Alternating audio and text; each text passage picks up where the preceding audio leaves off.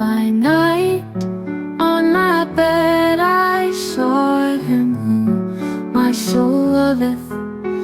I sought him, but I found him not to I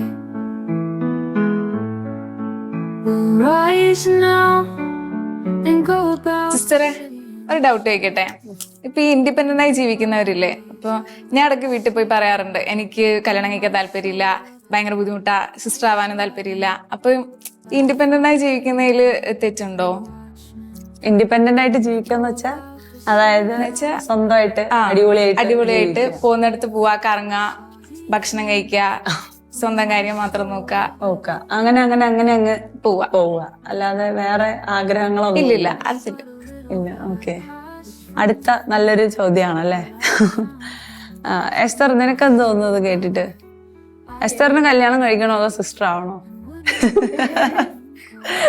അതോ ഈ പറഞ്ഞ പോലെ അടിപൊളിയായിട്ട് നടന്നാ മതിയോ? പ്രാക്ടിക്കലി ചിന്തിക്കുമ്പോൾ ഒരു റെസ്പോൺസിബിലിറ്റിയും ഇല്ല, സുഖമാണ്, ആരുടെ കാര്യവും ടേക്ക് കെയർ ചെയ്യണ്ട, എൻ്റെ കാര്യം മാത്രം നോക്കിയാൽ മതി, എൻ്റെ കരിയർ നോക്കാം, അങ്ങനെ ഒരു ലൈഫ് എൻ്റെ ഫ്രീഡത്തിൽ അങ്ങ് നടക്കാം. പക്ഷെ അതൊരു നല്ല ആണോ ചോദിച്ചാൽ അത് നമ്മൾ നേരത്തെ പറഞ്ഞ പോലെ ക്രിയേറ്ററിന്റെ പർപ്പസ് മീറ്റ് ചെയ്യുന്നുണ്ടോ എന്നുള്ള ഒരു കാര്യം ചോദ്യം. എന്റെ ഒരു അഭിപ്രായത്തില് ഇങ്ങനെ റെസ്പോൺസിബിലിറ്റി ഒന്നും ഇല്ലാതെ ഫ്രീ ആയിട്ട് നടക്കുന്നത് നല്ലല്ലേ. അതായത് ഇപ്പം ഒരു ഉത്തരവാദിത്വം ഉണ്ടാവില്ല, ഇപ്പൊ ആര് എന്തെങ്കിലും പറഞ്ഞാൽ കേൾക്കേണ്ട ആവശ്യമില്ല. നമ്മുടെ ലൈഫ് നമുക്ക് എങ്ങനെയാണ് ജീവിക്കാൻ തോന്നുന്നത് ആ ഒരു രീതി ജീവിച്ചാൽ പോരെ. അങ്ങനെ കല്യാണം ഒന്നും കഴിക്കാനൊന്നുമില്ല. ഒന്നുമില്ല.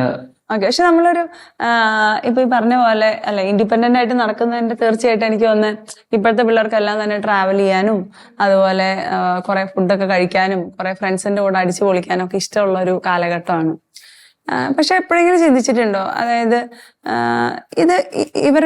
ഇവര് വളർന്നു വന്ന ഒരു ഫാമിലി ലൈഫിന്റെ എന്തെങ്കിലും ഒരു ഇൻഫ്ലുവൻസ് ഇവർക്ക് ഉള്ളത് കൊണ്ടാണോ ഇവരിങ്ങനെ ചിന്തിക്കുന്നത്? മനസ്സിലായോ? ഓക്കെ, ഞാൻ ജസ്റ്റ് ഒരു അനുഭവം നിങ്ങളോട് പറയാം. ഒരു ദിവസം ഒരു മോളോട് സംസാരിക്കുമ്പം അവളിങ്ങനെ പറയുമായിരുന്നു, വീട്ടിലിങ്ങനെ ആകെ പ്രശ്നം എന്ന് വെച്ച് കഴിഞ്ഞാല് പപ്പ നന്നായിട്ട് മദ്യപിക്കും, അപ്പം കൂട്ടത്തില് എന്നും അമ്മേനെ വന്ന ഒത്തിരി വഴക്കുണ്ടാക്കും.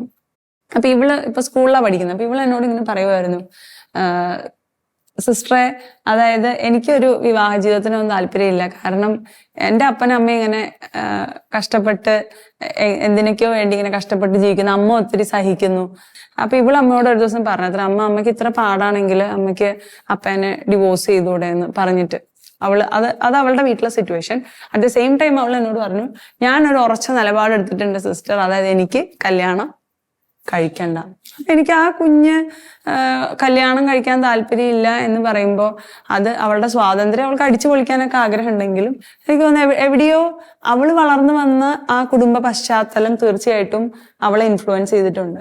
ഇങ്ങനെ കഷ്ടപ്പെട്ട് ജീവിക്കുന്ന ഒരു പാരന്റ്സ്, ഇതാണ് കുടുംബ ജീവിതം എങ്കിൽ അങ്ങനെ ഒരു ഫാമിലി ലൈഫിനോട് എനിക്ക് താല്പര്യം ഇല്ല എന്നുള്ള ഒരു കാര്യം. പക്ഷെ നമ്മൾ ബൈബിളൊക്കെ എടുക്കുകയാണെങ്കിൽ ശരിക്കും അങ്ങനെയാണ്. എനിക്കൊന്ന് വിവാഹത്തെ കുറിച്ച് ഏറ്റവും നന്നായിട്ട് പറയുന്ന ഒരു പുസ്തകമുണ്ട്, അത് ഏതാന്ന് പറയാവോ?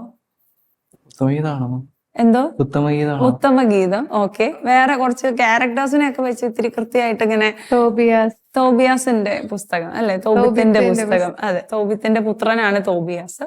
അപ്പൊ ഇവരിങ്ങനെ കല്യാണം കഴിക്കുന്നതിന് വേണ്ടിയുള്ള പ്രാർത്ഥനയും പിന്നെ എനിക്ക് തോന്നുന്നു വിവാഹ രാത്രിയിലുള്ള അവരുടെ പ്രാർത്ഥനയും അതിനു മുമ്പ് ഇവരുടെ ഒരു ഒരുക്കമൊക്കെ കാണിക്കുന്നുണ്ട്.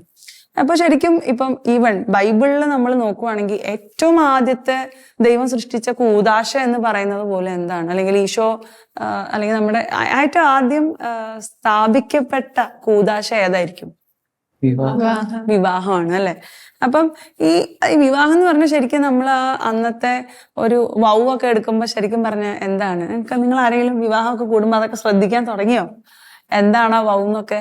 ലൈക്ക് എന്താണ്, സമ്പത്തിലും ദാരിദ്ര്യത്തിലും സുഖത്തിലും ദുഃഖത്തിലും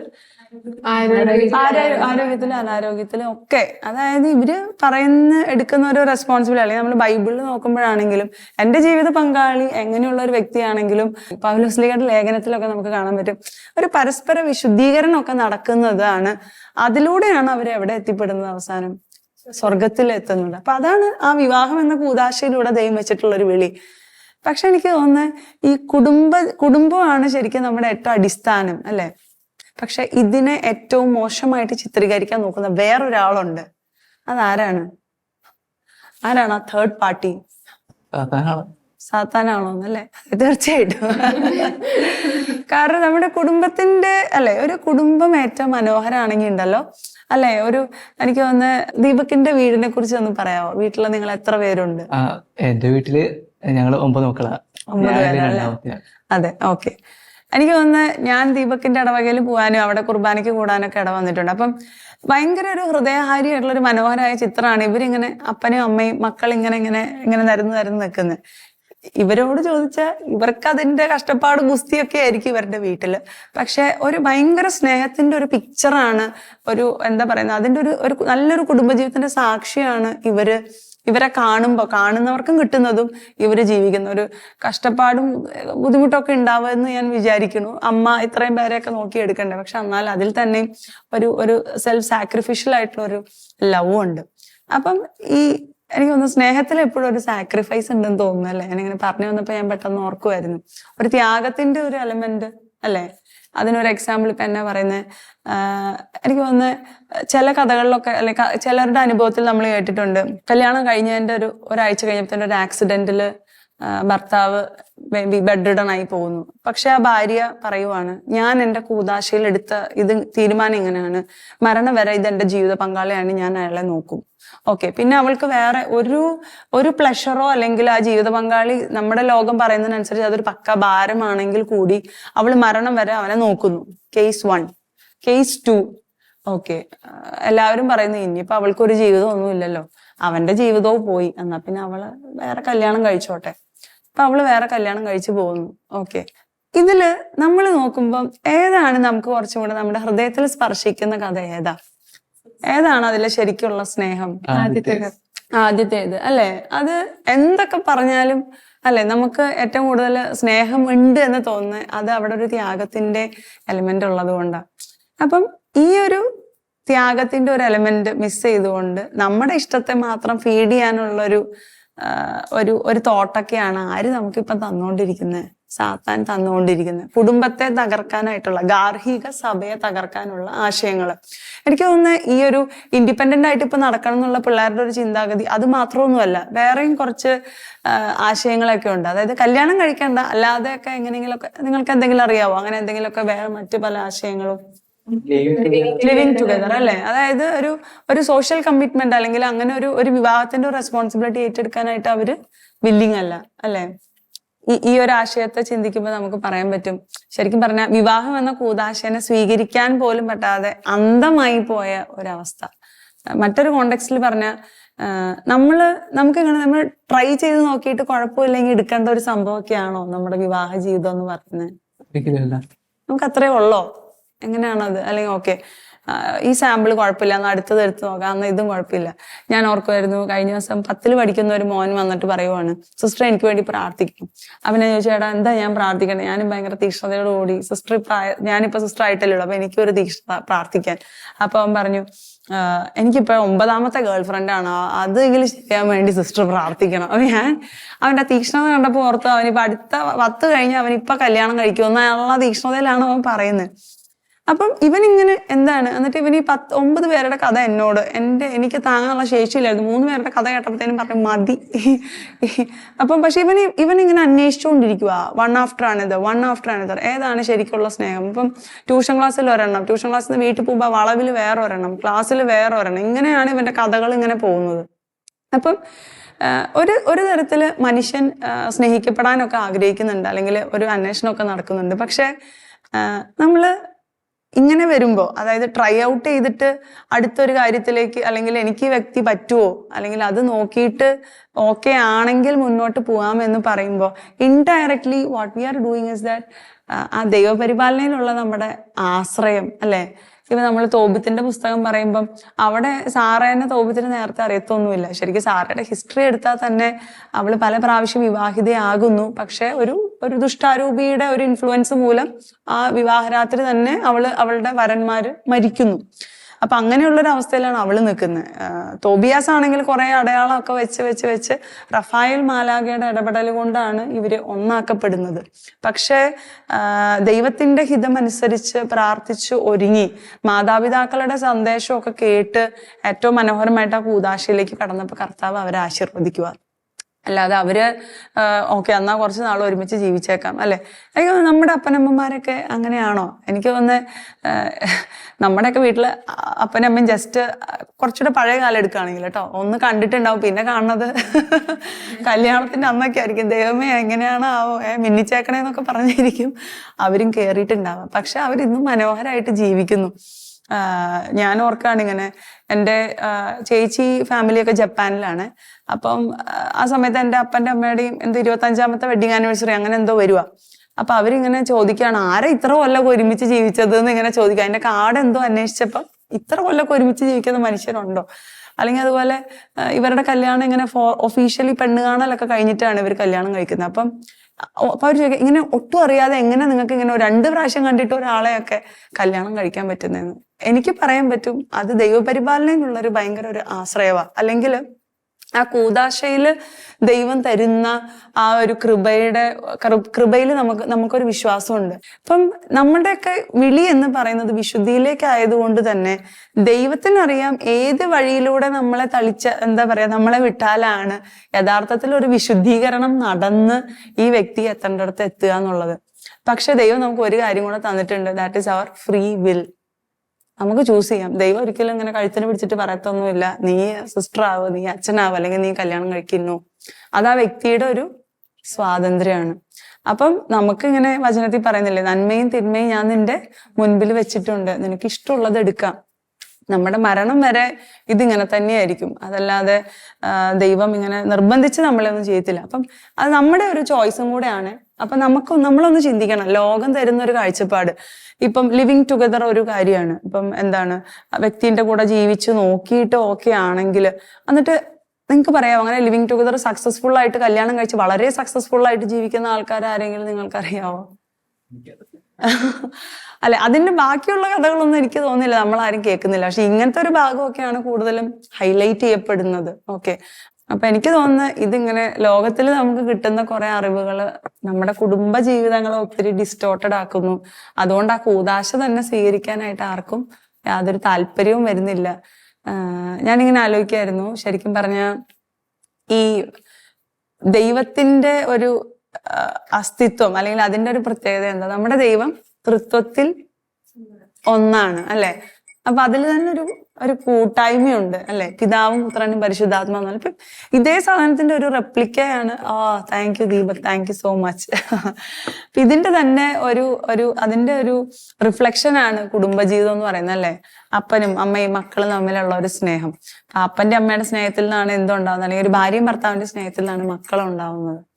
അപ്പം ഈ ഒരു സ്നേഹത്തിന്റെ ആ നല്ല ഒരു സംഭവമൊക്കെ നഷ്ടപ്പെട്ട് അതിങ്ങനെ ഒത്തിരി ഡിസ്റ്റോർട്ടഡ് ആയി അതിനിങ്ങനെ വളച്ചൊടിച്ച് നോക്കി കഴിയുമ്പോ ഇപ്പൊ എന്താ, ആർക്കും കല്യാണം കഴിക്കാനേ താല്പര്യമില്ല എന്നുള്ള ഒരു കാര്യത്തിലേക്കാണ് ഇപ്പം ലോകം നമ്മളെ കൊണ്ടുപോകുന്നത്.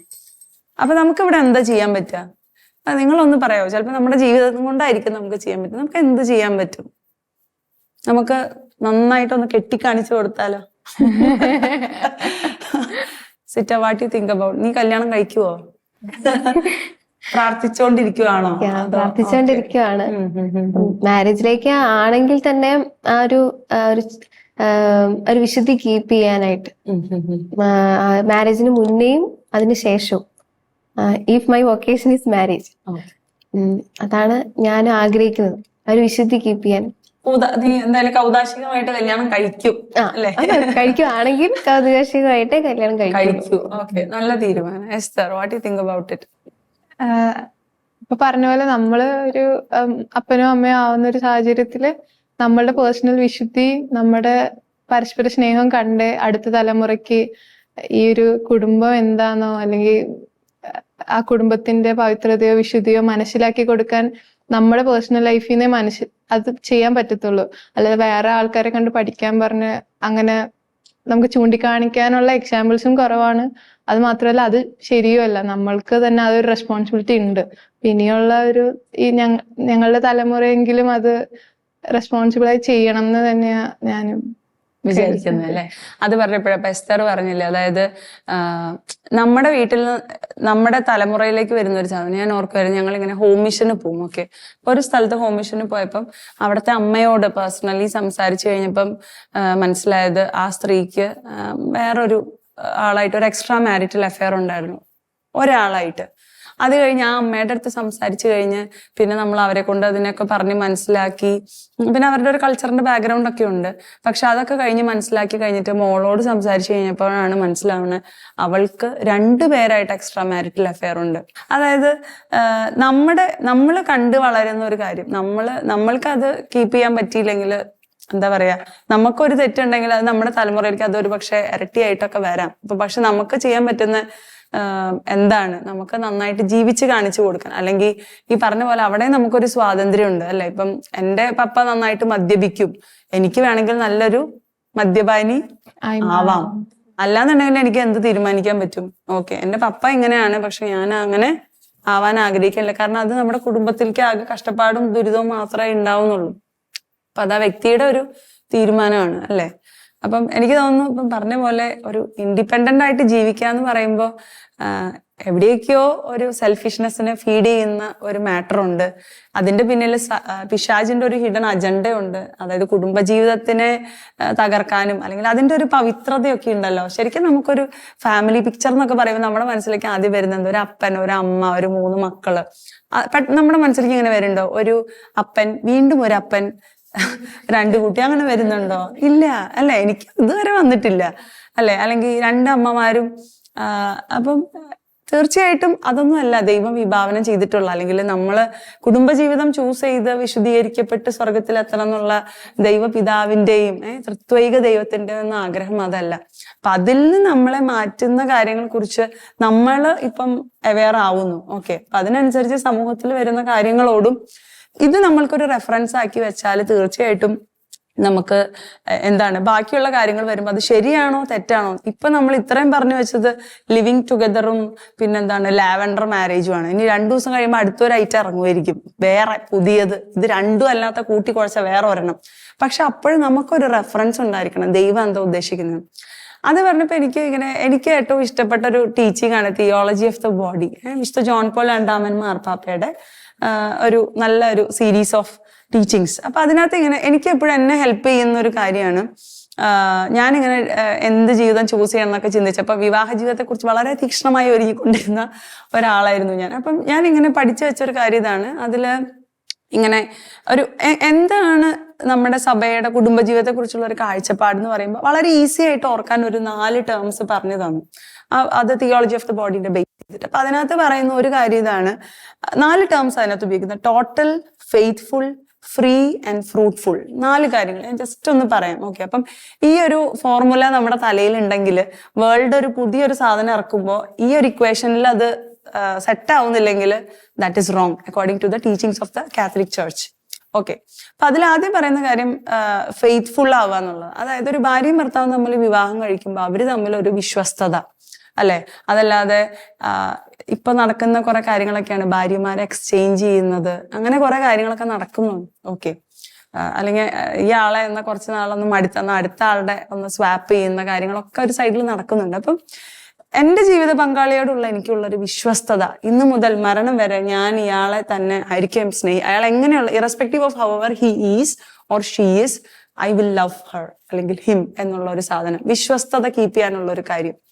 അപ്പം അതായത് എനിക്കൊരു ഭാര്യയുണ്ട്, അങ്ങനെ നിൽക്കുമ്പോ തന്നെ എനിക്ക് വേറൊരാളോട് ഇഷ്ടം തോന്നി, അത് ശരിയാണോ? അല്ല. ആരോടാണ് ഇയാൾക്ക് കമ്മിറ്റ്മെന്റ് ഉള്ളത്? അയാളുടെ ഭാര്യയോടാണ്. അപ്പം ആ ഒരു ബന്ധത്തിന്റെ പുറത്തേക്ക് എന്ത് വന്നാലും, ആ ബന്ധത്തെ തകർക്കാൻ ശ്രമിക്കുന്ന എന്ത് വന്നാലും ദാറ്റ് ഇസ് റോങ്. അതിപ്പം എന്താ പറയുന്നത്, നമ്മുടെ ലോകം എന്ത് തന്നെ പറഞ്ഞാലും ഈ വിശ്വസ്തത കീപ്പ് ചെയ്യാൻ, അല്ലെങ്കിൽ ദൈവം ആഗ്രഹിക്കുന്നു നമ്മൾ ആ വിശ്വസ്തത കീപ്പ് ചെയ്യാനായിട്ട്. രണ്ടാമത്തെ പറയുന്നത് ഒന്ന് ഫെയ്ത്ത്ഫുൾ ആയിട്ടിരിക്കുക, 2 ഫ്രീ. അത് നമ്മളെ ഫ്രീ ആയിട്ടാണ് കൊടുക്കുന്നത്, അല്ലാതെ ഇത്തിരി പിടിച്ചു വെച്ച്. ഇപ്പം ഈ ലിവിങ് ടുഗദറിലൊക്കെ അത്ര ഫ്രീ ആയിട്ടാണോ കൊടുക്കുന്നത്? ആണോ? അവിടെ നമ്മൾ കുറച്ച് പിടിച്ചു വെക്കുന്നുണ്ട് ഇല്ലേ? അവിടെ ഒരു പിടുത്തമൊക്കെ ഉണ്ട്. അതല്ലെങ്കിൽ കല്യാണം കഴിഞ്ഞു കഴിഞ്ഞാൽ നമ്മൾ മുഴുവനായിട്ട് നമ്മുടെ മനസ്സും നമ്മുടെ ശരീരവും നമ്മുടെ ഹൃദയവും നമ്മുടെ എല്ലാം നമ്മൾ ആ വ്യക്തിക്ക് ഫ്രീ ആയിട്ട് കൊടുക്കും. അല്ലാതെ ഇത്ര ഒരു റേറ്റും ചാർജൊക്കെ കൊടുത്തിട്ടാണെങ്കിൽ നീ ഇങ്ങനെ ചെയ്താൽ ഞാൻ ഇങ്ങനെ ചെയ്തിട്ട് it's not something conditional. Okay, അതൊരു കണ്ടീഷന്റെ പുറത്തുള്ള ഒരു ജീവിതമൊന്നുമല്ല. അൺകണ്ടീഷണൽ ആയിട്ട് അയാളെ സ്നേഹിക്കാനുള്ള ഒരു ജീവിതം ആ വ്യക്തി എങ്ങനെ ആയിരുന്നാലും. മൂന്നാമത് പറയുന്ന ഒരു കാര്യം ടോട്ടലായിട്ട്. അപ്പം ഇവിടെയാണ് നമ്മളിങ്ങനെ കോൺട്രാസെപ്ഷന്റെ ഒക്കെ ഒരു സംഭവം വരുന്നത്. അതായത് നമ്മളെ തന്നെ മുഴുവനായിട്ട് കൊടുത്തു എന്ന്. ഇപ്പൊ നമ്മൾക്കറിയാം, ഒരു ഭാര്യയും ഭർത്താവും വിവാഹം കഴിഞ്ഞു കഴിയുമ്പോൾ അവര് ഒന്നാവുന്നു അല്ലെ, അവര് ഏക ശരീരമായി മാറി.